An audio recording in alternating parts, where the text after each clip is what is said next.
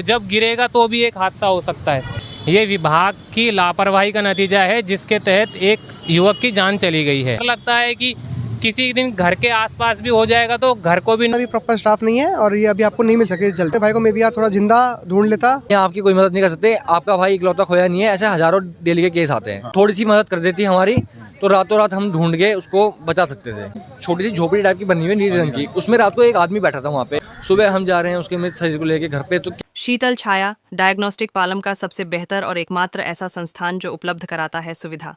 आपके घर पे एक्सरे, ईसीजी और सभी ब्लड टेस्ट आज ही संपर्क करें। शीतल छाया डायग्नोस्टिक या कॉल करें 82855000। नमस्कार दोस्तों, पालम न्यूज़ पे आपका स्वागत है। तो इस समय मेरी मौजूदगी है जनकपुरी के उसी गड्ढे के पास जहां पर रात को परसों एक बाइक सवार जो है वो यहां से जा रहा होता है और इस गड्ढे के अंदर गिरकर उसकी जो है वो मृत्यु हो जाती है। तो बाइक सवार के बारे में पता चला है कि बाइक सवार जो है वो पालम कैलाशपुरी का रहने वाला है। 25 वर्ष उसकी उम्र बताई जा रही है। रोहिणी से अपने ऑफिस से वो यहाँ पर जो है वो लौट रहा होता है अपने घर की तरफ और इस गड्ढे में गिर जाता है। जब उसके परिवार वालों को कोई रिस्पॉन्स नहीं मिलता है तो वो थाने में पहुँचते हैं इसकी शिकायत करने के लिए कि उनका बेटा जो है वो गायब हो चुका है। करीबन 3 बजे के आसपास का मामला बताया जा रहा है और युवक जो है वो 11 साढ़े 11 बजे के आसपास जो है वो बताया जा रहा है कि गिरा है। तो परिवार के जो लोग हैं वो अलग अलग थाने में पहुँचते हैं। पुलिस जो है वो उनको ढूंढने की कोशिश करती है, लेकिन पूरी रात जो है वो उसका पता नहीं लगा पाते। सुबह एक महिला जो है वो यहाँ पर रहती है, जो आसपास ही रहती होगी, तो वो यहाँ पर पहुँचती है, गड्ढे में एक युवक को देखती है और तुरंत पुलिस को जो है वो सूचना देती है और पुलिस जो है वो यहाँ पर पहुँचती है और परिवार के लोगों को जो है वो सूचना दी जाती है कि उनका जो बेटा है उसकी मृत्यु हो गई है। पहचान जो है वो कमल नाम के तौर पर उसकी हुई है। तो देखिए, नोएडा में भी एक ऐसा ही हादसा हुआ था जहाँ पर गड्ढे में कार चली जाती है और कैसे उस युवक की जो है वो मृत्यु हो जाती है। ज़िंदगी और मौत के बीच वो लड़ता रहता है और यहाँ पर भी ऐसा ही कुछ देखने को मिला है। पूरी रात वो तड़पता रहता है। कहीं ना कहीं इसमें चूक जो है वो नज़र आती है। हालांकि जो जल बोर्ड के कुछ अधिकारी उनको जो है उनके ऊपर एक्शन जो है वो लिया गया और मामले की जो जाँच है उसके आदेश दे दिए गए हैं। तो परिवार के जो लोग हैं उनसे भी हम बात करने की कोशिश करेंगे कि क्या कहते हैं सारे हादसे को लेकर। तो फिलहाल आपको यहाँ की स्थिति दिखाते हैं, ये गड्ढा दिखाते हैं कि कितना बड़ा गड्ढा है और जिसमें बाइक सवार की गिरकर मृत्यु होती है। और आसपास के लोगों से भी हम बात करते हैं कि क्या कहते हैं इस सारी घटना को लेकर। तो देखिए, यहाँ पर कुछ आपको बाइक के टायरों के निशान जो है वो नज़र आ रहे होंगे जहाँ पर गड्ढा बना हुआ था और युवक जो है वो गिर जाता है। तो ये देखिए, आज हम यहाँ पर पहुँचे और कितना गहरा गड्ढा जो है वो सड़क पर बनाया गया और यहाँ पर दिल्ली जल बोर्ड का जो काम है वो काफ़ी समय से चल रहा है और ये गड्ढा जो है वो नया ही बनाया गया। तो देख सकते हैं कि जो गड्ढा है उसकी जो डेप्थ है वो लगभग 10 से 15 फीट के आसपास की बताई जा रही है। और देखिए, ये बहुत ही व्यस्त रोड है और काम चल रहा है सीवर का यहाँ पर, तो जिसकी वजह से 1 वे जो है वो ये पूरा रास्ता हो चुका है। और गड्ढा देखिए, सीढ़ी आपको यहाँ पर नज़र आएगी। ये देखिए, ये देख पा रहे तस्वीरों में। तो इसी बात से आप अनुमान लगाए कि गड्ढा जो है वो काफ़ी गहरा है, 10 से 15 फीट बताया जा रहा है। अगर इसके अंदर ऐसे में कोई गिर जाता है तो जाहिर सी बात है हादसा हो सकता था और हादसा हुआ। ऐसा हो सकता है कि ये जो लाल रंग का बैरिकेड लगाया गया पहले नहीं था, ये देखिए ये ग्रीन लगाया गया। और यहाँ पर देखिए, सड़कें सिर्फ वहाँ पर जो गड्ढा है वहाँ पर नहीं, यहाँ पे फुटपाथ भी जो है वो आपको धंसा हुआ नज़र आएगा और यहाँ पे एक पेड़ जो है वो भी आपको टेढ़ा हुआ जो है वो साफ नज़र आ रहा होगा। तो ये आप देख सकते हैं कि अब इस रास्ते को पूरी तरह से बंद कर दिया गया है। हालांकि फुटपाथ पर जाने का रास्ता अभी भी है, फुटपाथ पर जाने का रास्ता अभी भी है। तो यहाँ के लोगों से बात करते हैं और परिवार के लोगों से बात करते हैं, वो क्या कहते हैं। यही कहूँगा कि ये जो है ये विभाग की लापरवाही का नतीजा है, जिसके तहत एक युवक की जान चली गई है। इसके अंदर सरकारी विभाग, एक तो जल बोर्ड जिसने गड्ढा किया है और दिल्ली पुलिस जिसने टाइमली एक्टिवली वो जो काम करना चाहिए था, खोजना चाहिए था, उसको उतना सीरियसली नहीं लिया। बाकी आप इस जनकपुरी के आप देखेंगे तो इस रोड पे ये तो एक गड्ढा जो काम के लिए किया गया है, वैसे भी कई जगह पे सड़कें धंस रही हैं और जिसमें विभाग क्या करता है, सड़क धंसती है उसमें मलबा भर के उसको बस मलबा भरने का काम कर रहा है मूल वजह क्या है जो कई जगह सड़कें धंस रही हैं, उसके ऊपर मुझे नहीं लगता कि कोई काम कर रहा है। और ये भी जैसा आपके पीछे भी आप एक पॉइंट दिखाएंगे, सड़क धंस रही है, उसमें पेड़ है। अब ये पेड़ किस दिन गिर जाएगा कुछ नहीं पता, और जब गिरेगा तो भी एक हादसा हो सकता है। और इसी रोड पे अगर आप डिस्ट्रिक्ट सेंटर की तरफ जाएंगे तो आपको 2-3 पॉइंट सेम दिखेंगे जहाँ पे सड़क का कुछ पोर्शन धंसते जा रहा है। तो ये जो सड़क धंस रही है, इसका मूल कारण सरकारी एजेंसीज को निकालना चाहिए। इससे कि मलबा जो भर रहे हैं उसके बजाय कारण का पता लगाओ, असली वजह पे काम करना चाहिए, जो मुझे लगता है। तो बड़ा खतरा हो सकता है सड़क पर आने वाले समय में। बिल्कुल जी, लोगों के लिए। हाँ जी, हम यहाँ रहते हैं तो हमें भी डर लगता है कि किसी दिन घर के आसपास भी हो जाएगा तो घर को भी नुकसान है, और वो नुकसान कौन बेयर करेगा। तो ये सड़क जो है वो बड़े हादसे की वजह बन सकती है भविष्य में बिल्कुल बन सकती है। भविष्य में क्या, एक हो चुका है, और बाकी जैसा कि अभी आपने पीछे देखा सड़क कितनी धंस चुकी है, और एक बड़ा विशालकाय पेड़ है बहुत पुराना। तो इसको टाइमली अगर नहीं देखा गया तो मुझे लगता है कि कुछ भी हो सकता है। और इस रोड पे ऐसे बहुत पॉइंट हैं। यहाँ के विधायक जो है वो मंत्री भी हैं।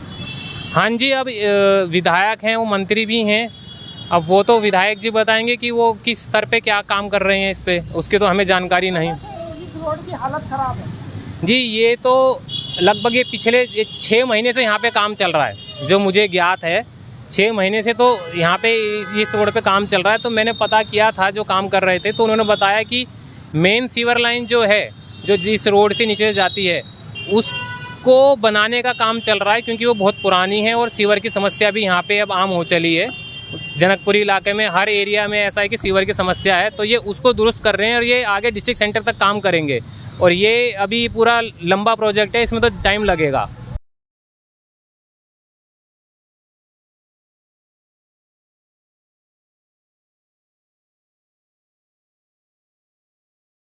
सर मेरा नाम करण ध्यानी है। मृतक आपका भाई है? मेरा ट्विन ब्रदर है वो। क्या हुआ है, पूरी घटना क्या है? पूरी घटना सर ऐसी है कि मेरी उसके परसों रात को 11:53 पे बात हुई लास्ट। और उसने बोला कि मैं डिस्ट्रिक्ट सेंटर पहुंच चुका हूं और 10 मिनट में मैं घर आ रहा हूं। तो फिर 12:30 हो गए, वो घर नहीं पहुंचा। तो फिर मैंने अपने भाई को कॉल करनी शुरू करी। उसका कॉल पूरा रिंगिंग पर था, बट कोई रिस्पॉन्ड नहीं आ रहा था। तो उसके साथ मैं फिर 12:40 पे अपने एक दोस्त के साथ घर से बाहर निकल गया उसको ढूंढने के लिए। सबसे पहले मैं डिस्ट्रिक्ट सेंटर आया, वहाँ पे मेरे को 2 बीट ऑफिसर मिले। उन्होंने कहा कि आप विकासपुरी जाओ और विकासपुरी में पहुँच के एक बार अपनी कंप्लेंट दर्ज कराओ। विकासपुरी थाने में मैं गया, वहाँ पे मैंने लिखवाया, तो उन्होंने एफआईआर तो नहीं ली। उन्होंने कहा कि 24 आवर्स नहीं हुए हैं, तो वैसे मिसिंग लिखवा सकते हैं, और अभी इवन कुछ घंटे भी नहीं हुए हैं। तो मैंने उनसे गुजारिश करी कि आप एक काम करिए कि मेरे भाई का जो फ़ोन है ऑन है, आप उसके क्या नाम है एक लोकेशन वो कर लो, ट्रैक कर लो। तो इवन क्या है कि मैं आस पास जाके देख लूँगा कि किधर है वो। तो उन्होंने वो मना कर दिया कि हमारे पास अभी प्रॉपर स्टाफ नहीं है, और ये अभी आपको नहीं मिल सके जल्दी। अगर वो लोग अगर मेरे को उसी टाइम निकाल के दे देते हैं उसके भाई, मेरे भाई की करंट लोकेशन, तो फिर मैं अपने भाई को मे भी थोड़ा जिंदा ढूंढ लेता, और इवन मैं उसको जो और जल्दी ढूंढ लेता कि सुबह ना पता चलने से पहले मैं इवन रात को ढूंढ लेता। जितना सर हमारे सर जितने ऑफिसर सर हमें अब मिल रहे हैं, जितने ऑफिसर हमारी अब हेल्प करने के लिए बोल रहे हैं, उसमें से अगर उसके 5% भी अगर हमारे को उस दिन रात को मिल जाते ना, तो आज हमारा भाई हम उसको हॉस्पिटल भर्ती करा चुके होते, जिंदा रहता है। सर हम जनकपुरी थाने में इसमें आए थे, हम सागरपुर थाने में भी गए हैं, हम क्या बोलते हैं डाबरी थाने में भी गए हैं, हम रोहिणी सेक्टर 10 वाले थाने में भी गए हैं, हम मंगलोपुरी वाले थाने में भी गए हैं। कहीं से कुछ नहीं, सब जगह से हमारे को बस एक ही चीज़ बोली गई कि आप हमें उस लड़के का नंबर और उसकी फ़ोटो और उसका हमें गाड़ी का नंबर बता दीजिए, हम व्हाट्सएप पे सर्कुलेट कर देते हैं, कुछ इन्फॉर्मेशन बताएगी तो हम बता देंगे, बट हम एफआईआर दर्ज नहीं कर सकते, 24 घंटे बाद ही दर्ज करेंगे। अभी हम आपकी कोई और हेल्प नहीं कर सकते। बस सर कुछ लोकेशन नहीं निकाली, बस थोड़ा जनकपुरी थाने से हमारे को सर एक ऑफिसर थे, उन्होंने हमारी बस एक इतनी सी हेल्प करी। उन्होंने बोला कि वो पार्क के जो पास की जगह है उसके 200 मीटर के दायरे के अंदर आपको 200 मीटर दायरे के अंदर वो मोबाइल की रेडियस मिल रही है, वहीं आपको ढूंढना पड़ेगा। तो हम अब आपको क्या पुलिस प्रशासन सहयोग कर रही है? सर मैम अभी तो सहयोग तो हमारा कुछ भी नहीं कर रही। हम कल सुबह 7 बजे से लेके अभी तक के 30 से 32 घंटे हो चुके हैं, हम अभी तक हमें रिकॉर्डिंग नहीं दिखाई गई है।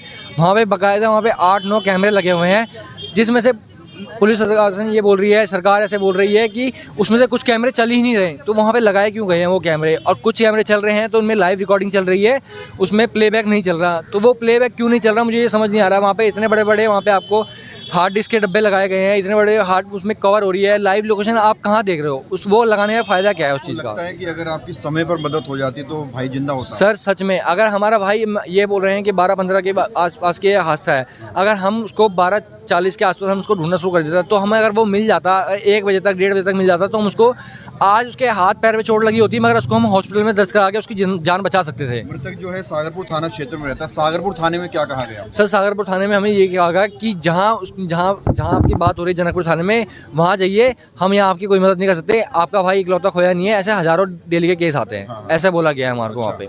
हाँ, सागरपुर थाने में बोला कि जहाँ से आपकी बात हो रही है वहीं जाइए जनकपुरी, यहाँ आपको कुछ नहीं मिलेगा, यहाँ क्यों आए हो आप लोग, वहीं जाइए, ऐसे तो आपका भाई थोड़ा खोया, ऐसे तो डेली के हज़ारों होते हैं, ऐसा बोला गया है। और डावड़ी थाने में गए हैं तो वो लोग जो उनको हमने बताया कि सर जो हमारे भाई का रूट है वो वहाँ से इसी रूट से आता है नसीरपुर होते हुए, तो ये आपका भी थाना पड़ता है, तो अगर आपसे कोशिश हो सके कुछ मदद कर दीजिए। तो उन्होंने बोला कि आप लोग यहाँ करने क्या आए हैं, आपको जब बोला गया कि वहीं जाइए जनकपुरी, तो अब यहाँ क्यों करने आए हैं कुछ।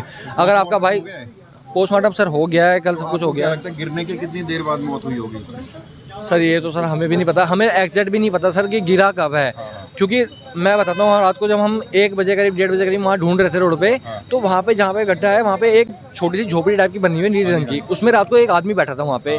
1 बजे करीब हमने उससे पूछा था कि भाई यहाँ पे कोई हादसा हुआ है या कोई चोरी चकारी हुई हो या लूटपाट हुई हो या कोई एक्सीडेंट हुआ हो। उसने साफ इनकार कर दिया कि कुछ नहीं हुआ है यहाँ पे। हमने बोला भाई इस गड्ढे में एक बार चेक कर ले, कुछ है तो नहीं। उसने रात को बोला हमारे को, गिरा हुआ था वो? नहीं बता तो रहा मैम, उसने हम गड्ढे में हमने पूछा तो उसने बोला 1-1:30 बजे की बात है कि उसने बोला कि हाँ इस गड्ढे में कुछ नहीं है, ठीक है। और हमें सुबह पता चलता है कि 12:15 पे हादसा हो चुका था। तो यानी कि जब 1 बजे रात को उस गड्ढे में कोई था ही नहीं, तो वो 12:15 पे हादसा कैसे हो गया वो गड्ढे में।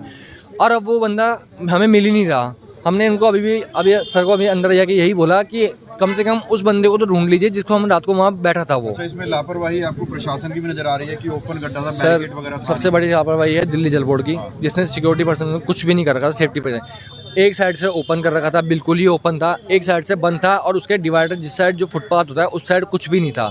तो कोई आदमी अगर आ भी जाए तो फुटपाथ पे जाके बिल्कुल सीधा जा सकता है, उसमें कोई वो नहीं है। शादी हो रखी है उनका? मतलब नहीं सर, अभी 25 साल की क्या है मांग करेंगे सरकार से, प्रशासन से क्या मांग करना चाहते हैं? सर हमें सबसे पहली मांग सर यही है कि हमारे को कम से कम रिकॉर्डिंग दिखा के हमें ये तो बताइए, क्योंकि हम अपने घर में फेस नहीं कर पा रहे हैं अपने माँ बाप को कि हम उसको क्या बताएं। उनको अभी तक ये लग नहीं, उनको हमने सब कुछ क्रिया कर लिया, सब कुछ कर लिया है, आगे कर रहे हैं, बट हम उनको अभी तक ये नहीं पता कि ये हो गया है। हमें भी विश्वास नहीं हो रहा कि हादसा हो गया। कल अच्छा हंसता खेलता खाता लड़का इतने बड़े हादसे से निकल गया।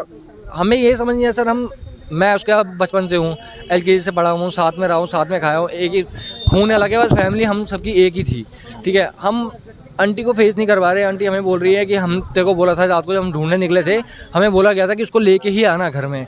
सुबह हम जा रहे हैं उसके मृत शरीर को लेके घर पे, तो कैसे हम पे बीती होगी, कैसे वो देखा होगा, हमें पता है। वो उसकी मम्मी की हालत बहुत ज़्यादा ख़राब हो रही है, पापा कुछ बोल नहीं रहे हैं, अंदर ही अंदर घुट रहे हैं। हम क्या करें, हम थोड़ा बहुत हम जो कर सकते थे हमने करा, जितनी मेहनत करी, बट अगर पुलिस प्रशासन अगर थोड़ी सी मदद कर देती हमारी तो रातों रात हम ढूंढ के उसको बचा सकते थे।